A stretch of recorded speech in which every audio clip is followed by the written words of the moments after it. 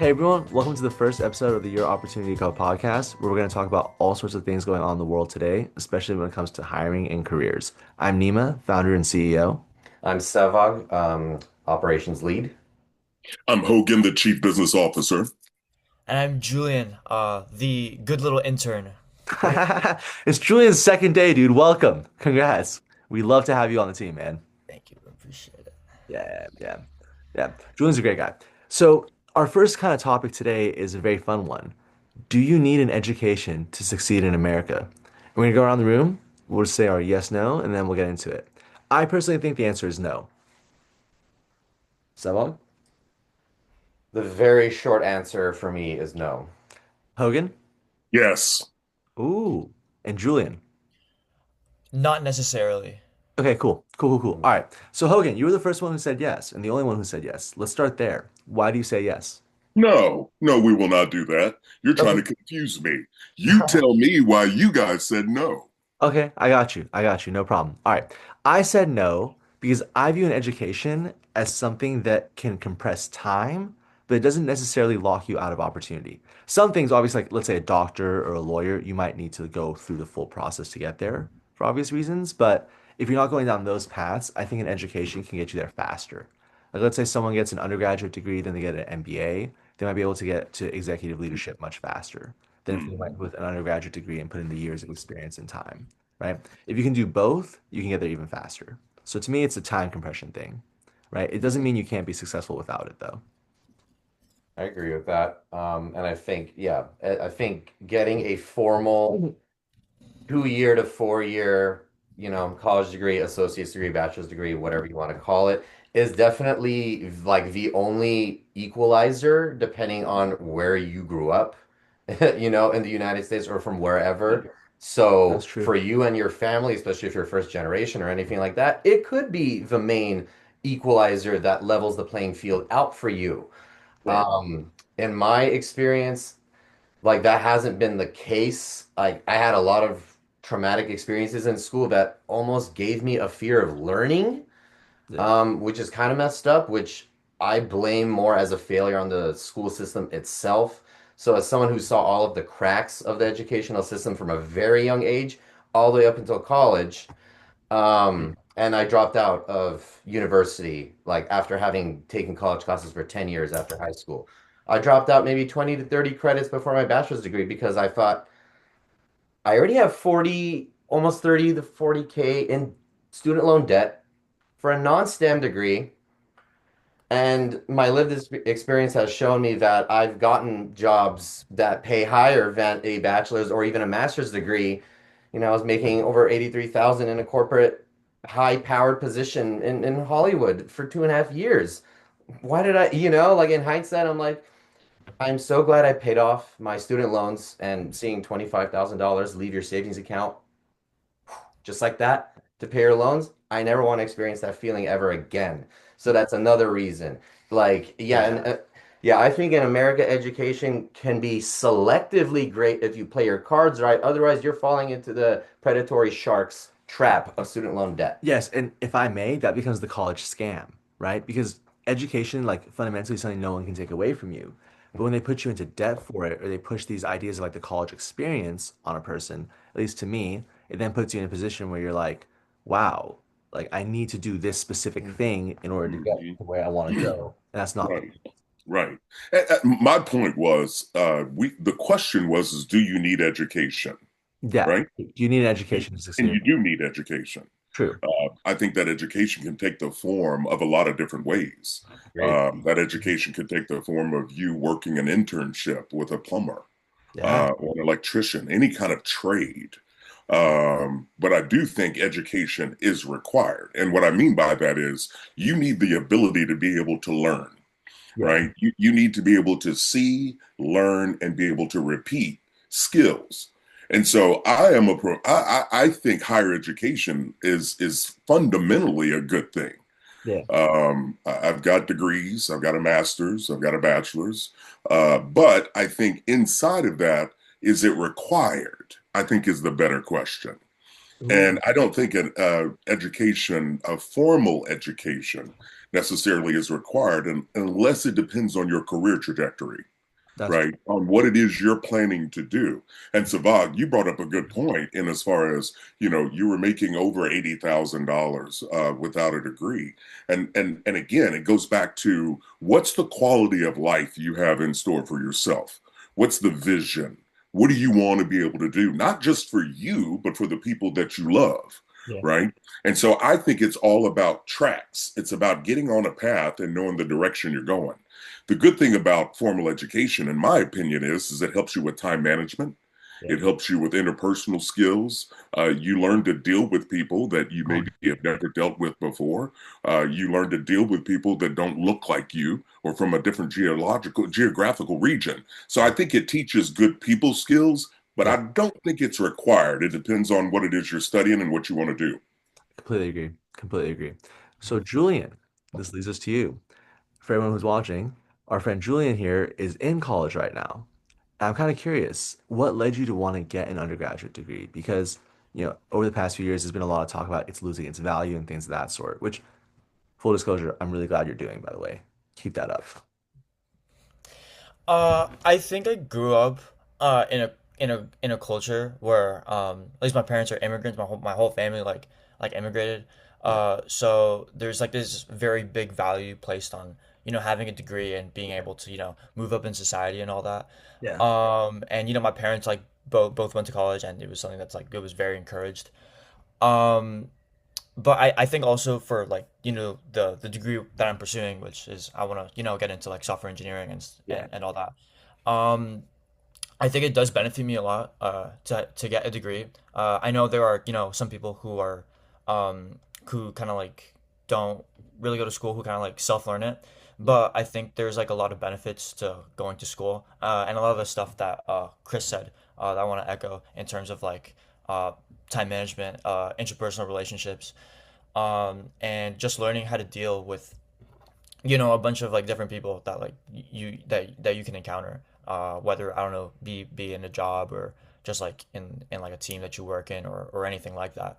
I also think that depending on where you go, you can definitely get like a lot of experience just like going to events and like meeting people and like making connections. I think that's something that I've begun to value a lot as I've been in my college career. Uh, because I've been able to, get to know a lot of people, including, you guys. That's how I'm here right now. But just being able to, see a lot of things, go to recruiting events, meet people, not just like professionals, but like fellow students as well, who are, I mean, there are some people like you that are like cracked beyond their mind, like you like that, like some smartest people I've ever met in my life are like kids like my age. Yeah. And so I think that's like a very valuable experience to have. Um and yeah, but I totally understand if people who are doing like a different thing or like have like a different track in life don't like go to college. Like I have a cousin who he went to college.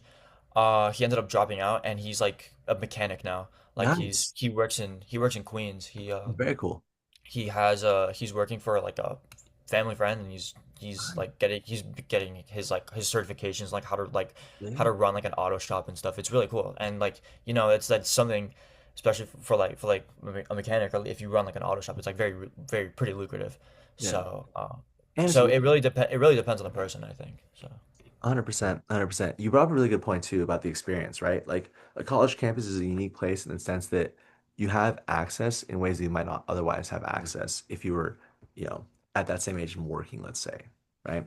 And so I think that taking advantage of those opportunities is huge when people are in college. Like that's something that once I got to undergrad, when I was in high school, I didn't really take much advantage of the opportunities around me. Once I got to undergrad, and especially grad school, I went all in on the opportunities. I was like, there's so much here, and you kind of get what you put into it back out, right?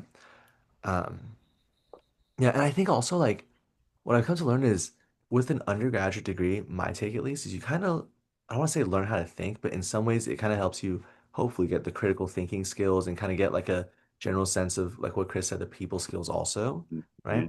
Mhm, And mhm. then if you choose to pursue higher education beyond that, let's say like a master's degree, what I kind of gained from that was it gave you the frameworks and kind of gave you that like deeper layer of like, okay, now I can kind of like critically think about it. Now I can kind of like create it, let's say. I can Mhm. understand. Yeah. Hmm. Yeah, I think there are way too many people that are just on the track of going to college because it looks like the next thing to do, Yeah.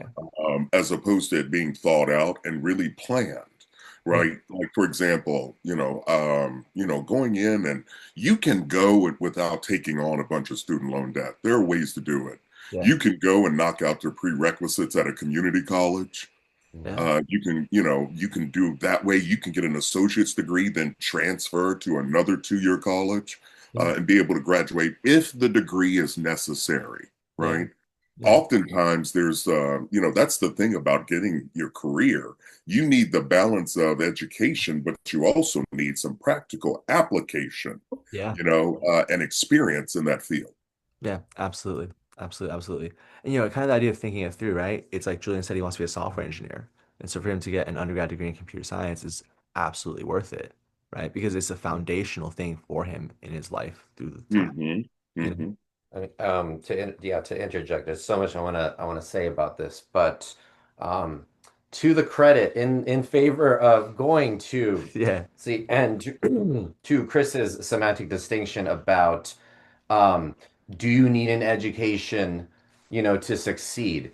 I think if we were to make that less open to interpretation, we could just say overwhelmingly yes, but the how that looks like in terms of Yes, alternative paths, or like you Yeah. said, agreed. if you're going the STEM route, traditional college is kind of, you're kind of your best shot. Yeah. You know what I mean? And like to college's credit, I took classes for 10 years. I've certainly had enough credits to have a degree. I've had the exposure. It's college, I think, makes you a much more worldly, cultured person because, like Chris said, you're exposed to so many different cultures. You're forced to critical think, be put in group projects where you might be doing all the work. You know what I Yeah. mean? Like just all the Legendary. it Legendary moment. it makes you a Hey, much which is just like in the real world, right? It can be. It's a It really simulation. can. but It's a like simulation, right? while college isn't the only place where all these skills can be learned, it's often the most, like Yeah. in adjacent to all of Right. our lives. And then like for me, I just found this is why I find a lot of like just these entrepreneurs and stuff, they drop out because their minds are so non-linear. I get it. They don't want to be sitting in a classroom for 10 hours a day under fluorescent lights, being imposed by someone else's structure when they're already disciplined enough to impose their own structure. But sometimes I have to go to college for Yeah. enough time Yeah. to kind of like, and I've seen the people that didn't go to college, they completely went an alternative route from the very beginning. It's pretty hard, man. It's It's rare. It's rare they succeed right out the gate without Right. going to I college, agree. unless Hey, I'll unless tell you this. It's rare for someone to start out in business on their own right out of college and be successful, right? absolutely. That yeah, that to me is where that connecting in and getting experience, and I'll never forget one of the best business mentors that I had was a blue collar worker in Kentucky, right? Cool. The things that he taught me about business, he had been in business for over 20 years, but it was customer skills, people skills. Yeah. He's the guy that told me about writing thank you notes. So think about that for a second. You got an electrician writing thank you notes, That's right? amazing. That's And amazing. again, that was something he instilled in me early on, and so I was able to kind of grab that nugget and take it and move it forward, in my lane where Yeah. I was going. And I think that's what we all have to do. We all have to understand we have a lane, we have an opportunity. Now let's run. Exactly. Exactly. Exactly. Exactly. It's so interesting too because so much of what we can learn about like business, let's say, can come from places outside of business, right? Like Absolutely. so much of it is relationship building, right? Like Yes. Julian and I, the way we met, we literally went to an event. We stood next to each other in a coffee line. We just started talking to each other. You know what I mean? Yep, Like that's it, exactly what happened. Yeah. yeah. And it's truly just about like relationship building, right? And now we're here, right? And so and I, it's so funny. I literally sat down next to him at a YMCA one day. I was like, "Sup, bro?" And now here we are, you know? the relational alchemy is a big part of good faith business Yeah. building. Yeah. Yeah. And so tying it back to education, right? When we go to college, if you think about it, an undergraduate environment is somewhere you can kind of like simulate that. Kind of to everyone's point that's been echoed, group projects where one person's doing all the work, right? That can emulate real life sometimes. Yeah. Mhm. And then sometimes, you meet an instructor or a professor who acts as like a mentor or like a Yeah. father or mother figure that you may or Right. may not have had earlier in your life. So college can be the thing that connects a lot of the dots Yeah. for a person, but that is up for the individual to decide. And honestly, making a fucking 18-year-old, a sub fully developed human, decide all of this very early on, it's kind of there's a lot of insidious aspects to it that I am not a fan Yeah. of and I will speak out against. Well, So, I agree, and I'm going to get on my soapbox right now. yeah. Let's go, Chris. Let's Okay. go. My God, y'all got me riled up. Yeah. Here's what pisses me off about higher education is that you have these students walking in to sign loan documents, student loan paperwork that they don't understand, they can't afford, and it's going to be strapped around them when they get done, whether they graduate or they drop out and go a different route. If you drop out, that student loan becomes repayable within a certain number of months once you quit school. So that's the thing that irritates me. It's that higher education is possible. There are ways for that to happen without people taking on student loan debt. For Yeah. me, it was sports and academics, right? That led to scholarships and opportunities. So I agree. I don't want people graduating with $300,000 in student loan debt, Oh my God, no. going to work a job where they're making 50 grand a year. Yeah. Like it's ridiculous. Yeah, the economics can't work in that situation. And then Right. that poor person, right? Because they went to school to try and have a better life for themselves. They Yep. literally are investing in themselves, right? The best ROI in life is yourself, and an education is a form of investing in yourself. And so then for that to turn around and become, oh, it breaks my heart. It breaks my And, heart. and why is it you can give an 18-year-old like 50 to 100 grand in, borrowable debt, but the bank will deny him a business loan to start a business that has potentially more shot of succeeding, and their heart is in it more. So of course Hey, it's going to listen to succeed. me. 18-year-old can't go buy a beer, but he can sign up for $150,000 in student loan Or debt. go to war and get killed. It makes no sense. Like, yeah, come on, guys. Part of my language, it makes no fucking sense. Like the system needs an overhaul, It and does. It like does. complacency and evil like And take I'll tell you, root. somebody we need to get on here is Mike Rowe. Oh, Mike, yeah. oh, the Okay, dirty because doc guy. Mike has been speaking out at a couple of events he and I were at Yeah. together. He's been speaking out on this and talking about that. The trades are an opportunity Yes. for people to make a great living and take care of their family and provide for themselves. There are many ways people can do this without taking on $200,000 worth of debt. Right. There just are. And we got to help people understand that there are ways, to navigate this thing. You're not done. And I don't care how old you are. If you've got breath in your lungs, you've got an opportunity to still move forward and grab your opportunity, right? It's out there. Exactly. Exactly. Well said, Chris. Well Thank said. you, sir. Thank you. I shall hush now. Go ahead. Oh, you're good, dude. You're And good. and ultimately, I'm advocating for the humanity of it and just Yeah. the exploitation that I see. And while I acknowledge the merits of college, and it has had many, I've had many of my formative great experiences in my 20s in college, and I was afraid I was never gonna get that for myself, and Right, it would right. have been okay if I didn't, but I'm glad I did. I got the exposure, I got the worldliness, I saw the workings of a system, and I'm happy to be where I am now. And I probably wouldn't be where I am now if it weren't for those college experiences. So it has its Ooh, merits, but Right? but I can also lovingly hold the mirror up to it and be like, you need help. Yeah, that's right. absolutely. That's right. Absolutely. Julian, you look like you have some thoughts on your mind.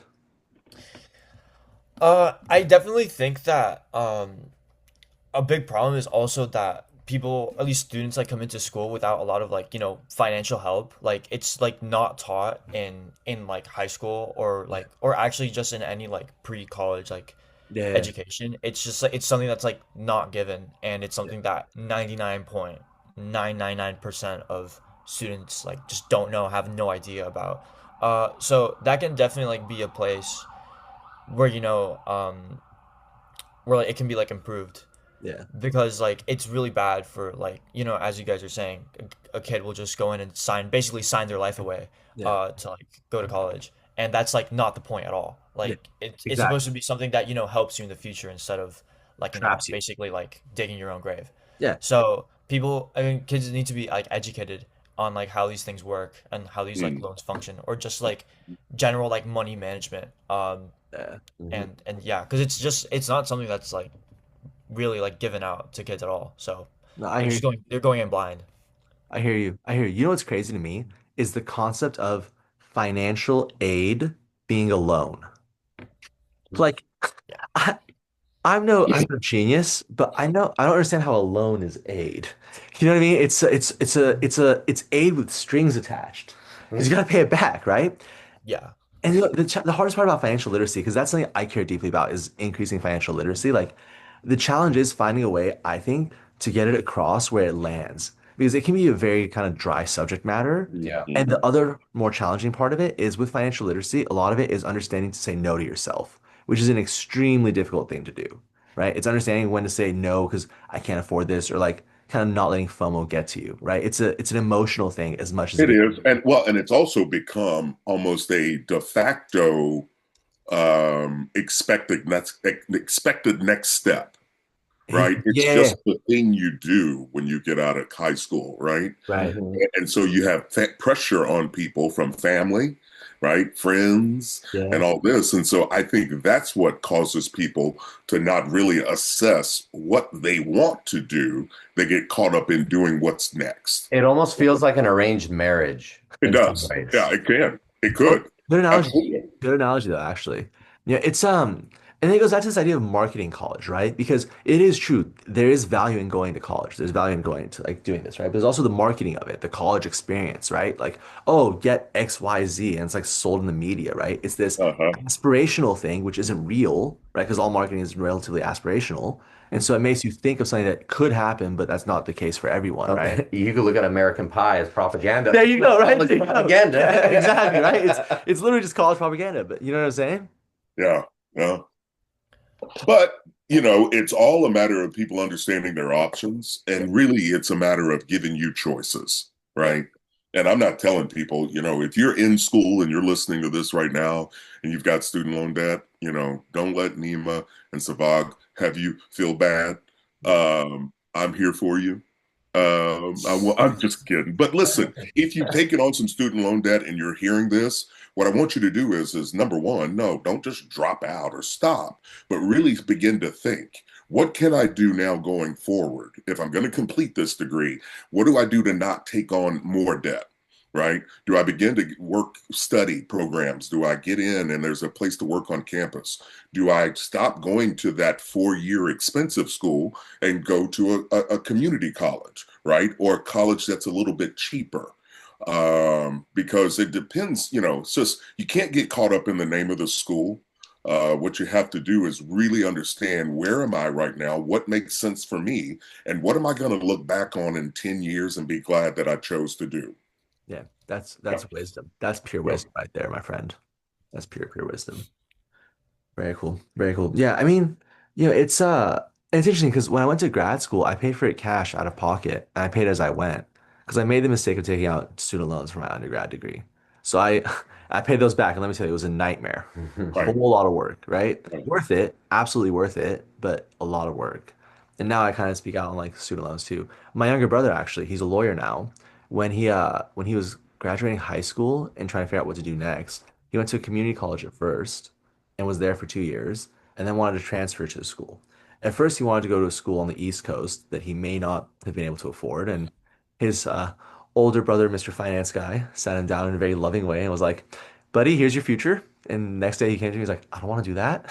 And so it was a very loving moment. And then he ended up, doing really well in community college. He actually ended up getting a full ride to Berkeley where he went for undergrad and graduated in 2 years, and then went on to law school where unfortunately he had a little bit of loans he had to take out, but nothing too dramatic. And kind of to your point, Chris, like that's the way to go. And that's the path. And it's a very viable path too. You save a bunch of money, you knock out the kind of earlier stuff, and then you move on to kind of like the meat and potatoes of it at the Right. institution.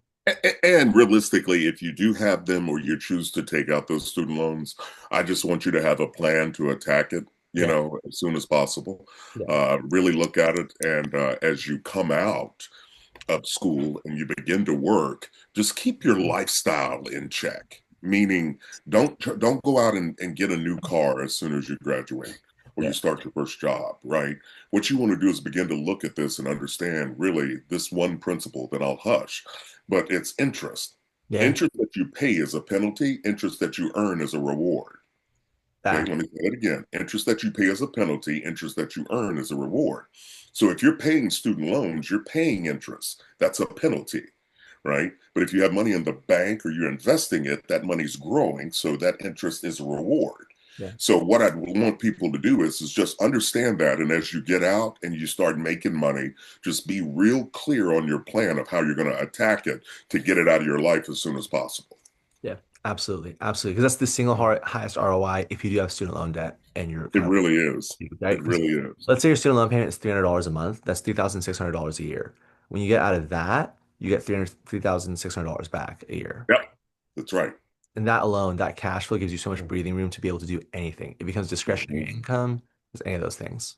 Right. I You're think absolutely right. it's about, yeah, I think it's about teaching and disseminating this information in a fun, Yeah. palatable, engaging way because let's face it, we already didn't get the education in schools to be, an empowered individual capable of critical thinking. They don't want that. They want obedient meat grinder workers. So we have to provide the information now. Oh, that's That, funny. you know, That's funny. Yeah, I agree. I agree. I hope I don't get cars tailing me after this podcast. Imagine it's really controversial. Like, you've said too much, boy. But I actually, so I have a question. I have a question. Julian, speaking of financial literacy, we're here. Chris is a financial expert. I was a former finance exec and lived for personal finance. Is there anything in the financial literacy world you're curious about that we can help you kind of unpack or learn more about? I think stocks like everyone's like kind of like pipe dream, but like this whole idea of like interest and where you can get it from is like very appealing because it's like I just want to be able to like just build my money up out of like Nice. I guess nowhere, but Yeah. like if like I think like sources of like interest or whatever, whether it be I don't know stocks or saving money or like anywhere else, like how that would work, Yeah. in terms of like building like passive income, Yeah. uh yeah. Well, Chris, do you want to go first? I can go first. Up to you. Go ahead, buddy. Cool. All right. So in terms of interest, it's any sort of return you're getting back, right? You can earn interest in the literal sense of interest on debt by owning a bond, let's say. You're a little too young for that. I wouldn't recommend that personally because that's a very low rate of return. Um, you can also earn interest in the sense of owning a stock as it grows in value. So, for example, let's say you buy a share of Apple for $100 and you hold on to it for 2 or 3 years and it grows by 30% to $130. That's quote passive income, but it's not realized until you actually sell the stock, right? Because until you own it, until you sell it, you just have a legal ownership, if you will, or representation of legal ownership in something that has like a theoretical value, right? As soon as you actually sell it is when you gain that value. On the flip side of that, you also are able to get what's called dividends, which is cash paid by companies to its shareholders. Some companies pay, some companies don't. Like Apple for a long time didn't, now they do. So that could be another form of return and interest. That's literal cash coming to you. So let's say your share is worth $130 and you get $5 a year of dividends. That means every year $5 comes to you in cash for owning that one share out of Apple's revenues and profits and things of that sort. Chris, how'd I You did great, dude. You did. do? When you got over into realized gains, I was like, oh dear God, is he going to go into realized gains, realized losses? Blah, blah, blah, blah. The whole aspect of it, and he's absolutely right. When you buy a stock, it's like going to buy a brick in Apple, right? You get a brick out of that building, right? A part of Apple. And so what you're doing is you're hedging your bet that Apple's going to grow. Okay, so you've put your money in that you worked hard to earn, and now you're investing it in here. You're hitching it to that wagon, right? And so now the goal is let's see how Apple performs, right? And so you want to keep your eye on it. Obviously, Apple, great company, it's going to grow, but there are those recessions in times. And so what I would tell you, my friend, is as you're looking to invest, you just want to get connected with an investment professional that really has the heart of a teacher. Yeah. And the heart of a teacher means they're trying to guide you. They're not trying to sell you, right?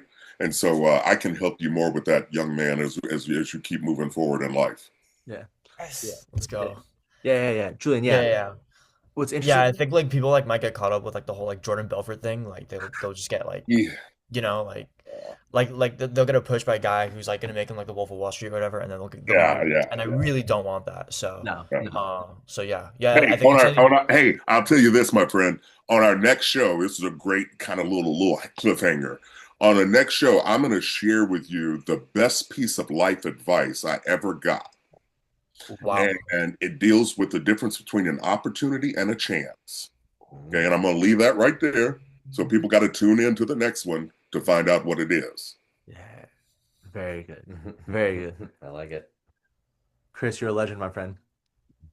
I don't know about all that, but I'm here. So listen, the people that are out there, we want to hear from you. We want to know what are the things with getting the job that you want to talk about. What are the things about your career?